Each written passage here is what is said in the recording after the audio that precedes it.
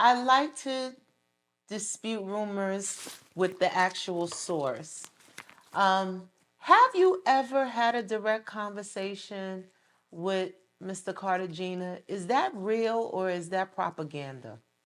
I think I've seen him a handful of times in my career. There was one time I've seen him at a at Digging in the Crate studio in the Bronx. There we spoke for a brief moment. Probably like, that was the longest conversation we probably had like in my life there, and that was probably like 10 minutes. And then I saw him again at a show that I was doing, and he kind of looked at me and walked by. I believe it was that one, or maybe he didn't see me. He had shades on. It was dark. I saw him again. I saw him and Remy again at one of the BET Awards.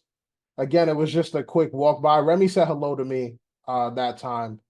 And then I maybe briefly, super briefly spoke to him on the phone once when there was like something going on. Yeah, but really super sparse. Like it's super sparse like combos. It's not like yeah, I would say literally those times that I said was probably the only times that I've seen him, and probably of all those times that I've seen him, we probably spoke two of those times short. So yeah, there's not a lot of not too much contact, I would say. Yeah, over the last yeah, those four times over the last like what 20 24 years. Yeah, not too much. That's I don't even know what to say about that. I mean, That I mean, for the record though, it's one of those things that's like, that he was someone that my father knew. Like I don't expect a lot of people from his life to keep in contact with a 5 year old, a 6 year old. You know what I mean? Like these are all adults. So like it's not like I ever expected anything, if that makes sense. Like I know from the outside, like there's a lot of people that have a lot of like opinions attached to it or what they feel like he's supposed to do. Or it's like I'm just like, hey man, like as long as my mom is getting what she is supposed to get legally, other than that, I really don't I don't care, and I don't like expect you know what I mean? Like I'm not those people like, oh, you need to give me that. I'm not entitled, if that makes maybe I should be more entitled. I don't know, but I didn't grow up entitled, and I really don't like, yeah, like I think everything I don't think he needs to talk to me. Like yeah, if that makes sense. Like all I don't right. think it's So this is let's change the scenarios real quick. I know you only got a few minutes, but let's change the scenarios to that. Now that you are a grown man, you have grown to be pretty much the same, level as what your father was. So you are a man. So let's switch the seats.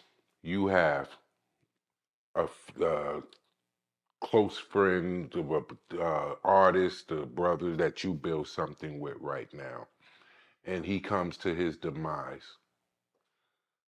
Um, he has a 6-year-old son and a couple children.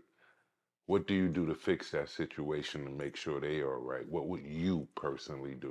Oh yeah, I mean, all my brothers, and when I say brothers, it's like people, the chosen family, my friends that I grew up with, the people that, we've been in situations where I would die for them, and vice versa, and they're my brothers. You know what I mean? Maybe not by blood, but by choice. And I think that, yeah, for any Absolutely. of them, they know, like my one of my boys, he's one of the ones that's having a daughter. He's like, you got to be the godfather. You got to. They know that at the end of the, if I have it, then they have it. If they need something, then I'm there, and that's just how I am. And I think that that's the way that uh I feel comfortable being, and with the people. Obviously, I'm not doing that for anybody. If I don't care about the person, or if I really didn't care, then I wouldn't. And but that's just how I behave. Like if there's one thing I learned, like growing up, and the way that my brain works, I can't throw my morals or what I would do upon other people. If you start doing that, then I'll probably never get along with 90% of people that I if I expect everyone to act like me. So that's what I would do personally. But again, like I don't know what's in his head. I don't know what other people would do. Me personally, if it's my brother, I'm obviously gonna do that. I'm obviously gonna, do everything I can to make sure that their kids get what they need, and that's whether they're dead or in jail or whatever it is. That's just how I grew up, and how we are. But yeah, that's our relationship. Yeah, personally. But again, can't throw that on other people. Like I don't really, yeah, I'm not the end all be all of how people are supposed to act. You feel me? I want to commend you on that, brother. That is such, you have gave one of the most mature, answers and, feelings and state of spiritual being that I could ever have heard. That I commend you on that right there. That is so mature that you feel that way. Oh, So thank you. I mean, you gotta be. I mean, the way I grew up and how everything happened, like, if I was more entitled, or if I had expectations of others, or if I just felt like, oh, like, you're gonna have a lot of anger trapped inside of you. And I think the world is hard enough as it is. It's gonna knock you down as much as it can. Like, don't help it. You know what I mean? If you could adopt a mindset of like, hey, like, everything I'm willing to earn everything that I get. No one's out here gonna save me. I gotta be my own hero, and that's fine. I'm gonna continue to grow so that I could give the people that come after me better than what I've had. Like, and I'm happy doing that. I'm happy being the one that works their butt off to get to that point in my family and to break generational curses. Like, if it has to be me, then it has to be me, and I'm okay with that. You know what I mean? And we just got to keep going. Like, other than that, we just vibing. Yeah. I know that I would say this that no man could give you what God haven't given you, and no man could take away from you what God has given you. So God has given you talent, you know what I'm saying? He's given you who you are, and no man could take that from you. And sometimes, like even in my own situation that I've had, I say, why did I get the money there? Why that person didn't give me something? Why couldn't they see that I had deserved something or something like that? And, and this is not, to any directed at anyone else, but this is my own deep understanding. Sometimes maybe I wasn't supposed to get money from that exact situation.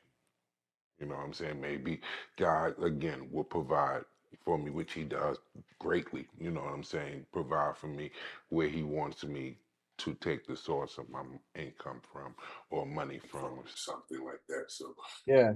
I mean, And through the struggles, you learn those things. I think if I grew up with a silver spoon, I wouldn't be who I was. And I think my purpose is greater. And I think that and sometimes people struggle looking for their purpose because they're going through stuff. Sometimes the reason something happened to you is it comes after. Sometimes the purpose of it is what you did with that pain, what you did with that trauma, what you did with those unfortunate things, what you become from that, whether you inspire other people, whether you harnessed it, whether you let it fuel you. And I think ultimately the life that I'm on and this path that's been, placed in front of me, I think that it is leading to the best possible life that I could have had. And though I'm not there yet, I do think that it's coming. And you're absolutely right. Like, what's meant for me is meant for me, and what wasn't isn't. And I'm gonna focus on what I can do and not what didn't happen, for sure.